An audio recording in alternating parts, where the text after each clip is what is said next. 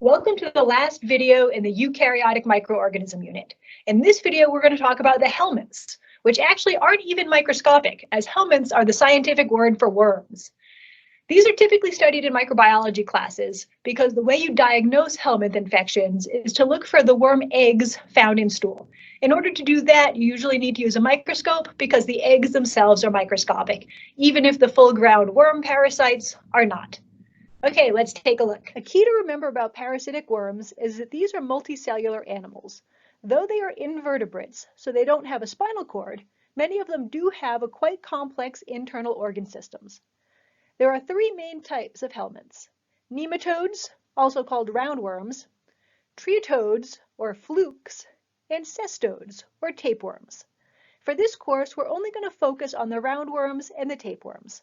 While most helminth diseases are not fatal, they can cause health problems due to malnutrition, especially in already impoverished populations. This is because a key feature of helminths is that they use you and your food for energy and nutrients before your cells can. About half of all nematodes are free-living, which means they don't need to be in a host in order to survive. But the other half are parasites, needing to live inside a host for at least part of their life cycle. It is these that become human and animal pathogens. Roundworms are diverse and found in lots of different environments. In the United States, one of the most common roundworm diseases that we see are pinworms. Pinworms are often spread through groups of children or households where someone is infected. They are typically transmitted through the fecal-oral route when kids put their fingers or their toys in their mouths. The parasitic eggs will be transmitted from their fingers and ingested, where they will grow in the intestine and absorb the nutrients that you are digesting.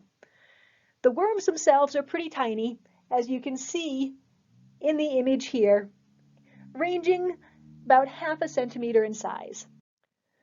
The female worms will then migrate to the anus, where they will release their eggs.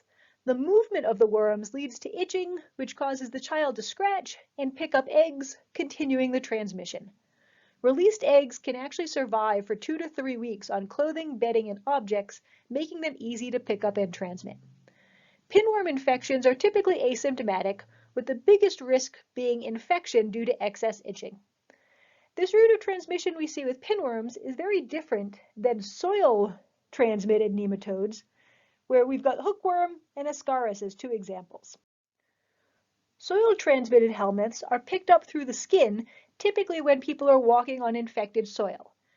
Hookworms, for example, will typically enter the body through the soles of the feet, like you can see here.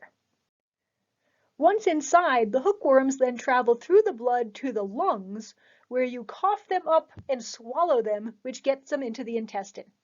The hookworms don't actually feed off your digested food, however. Instead, they hook onto the intestinal epithelium and feed off your blood. This can sometimes lead to mild anemia.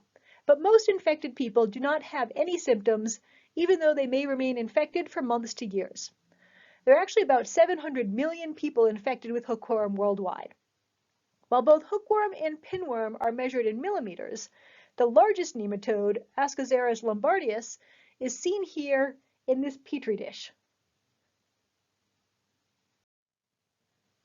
Ascaris infects up to 1.2 billion people worldwide, though it's pretty uncommon in the United States. These infections are usually spread when someone eats fruits or vegetables that were grown in contaminated soil without proper washing. The eggs mature into the parasite in the intestine. Again, as with other diseases, most people are asymptomatic unless they are infected with many worms or in case they grow too big. Ascaris can actually grow up to 1 meter in length, and at that size it can sometimes cause blockages in the small intestine. While the helminths we just discussed mainly cause asymptomatic disease, even if they're kind of gross to think about, guinea worm disease is a different story. It is caused by drinking water contaminated with the guinea worm parasite. The female worms will migrate through the intestinal wall into the subcutaneous tissue until they actually reach the skin's surface. Here they will emerge and release their larvae.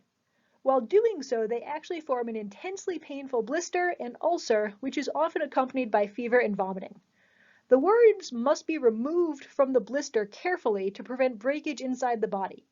This is done by slowly twisting the worm out around a spool, as you can see in the picture. You slowly pull it out through a very painful process, as the worms can be about 100 centimeters or 2 feet long.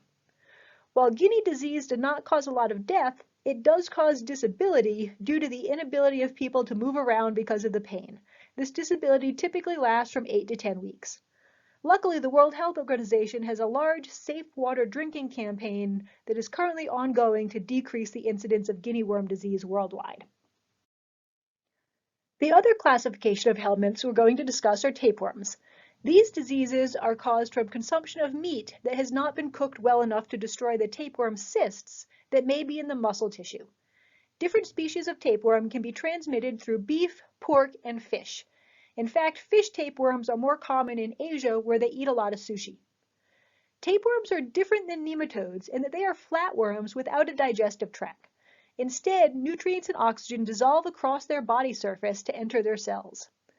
After consumption of infected meat, the cyst will hatch in the intestines, where the head, also called the scolex, will embed into the intestinal wall. This holds the growing tapeworm in the intestine, where it can absorb all the nutrients that you are consuming. Like many other helminth infections, these are often asymptomatic, with weight loss, loss of appetite, and abdominal pain being the most common. In fact, they actually used to sell tapeworms in pill form to act as diet pills, since you would mainly just be feeding your tapeworm at that point. The head of the tapeworm actually looks like something out of a horror movie. You can see here in the scanning electron micrograph picture. These hooks are what are used to embed into the intestinal epithelium to hang on. Extending from the head are then a number of segments called protoglottids that we can see here. These segments contain the male and female gametes of the tapeworm. These protoglottids break off from the rest of the body occasionally, releasing the segments and the eggs to the environment through defecation. These tapeworms can grow to be very long in size, ranging anywhere from 2 to 15 meters in length. To put that into perspective, 15 meters is almost 50 feet. This slide better illustrates the life cycle of the tapeworm. It starts when the animal becomes contaminated by eating grass that is infected with the eggs of the tapeworm. Those eggs will hatch and then develop into cysts, which become embedded in the muscle of the animal. Since the muscle is the part you consume, if it is undercooked or raw, then you will ingest those cysts when you eat the meat. The cysts will hatch in the intestine, where they will develop into the tapeworm to connect to the intestinal wall. The protoglottids will break off, releasing the eggs back into the environment. You should have recognized throughout this video that most helminth infections do not cause severe disease. There's actually currently an ongoing hypothesis being studied, examining the possible connection between lack of helminth infections in the developed world and the increase in autoimmune diseases that we see in those countries compared to the developing world. The thought is that your immune system has evolved to handle these parasitic worms almost as part of the normal flora. And now that we have eliminated them in the developed world, the immune system is out of whack and accidentally attacking our own cells, leading to diseases such as multiple sclerosis and Crohn's disease.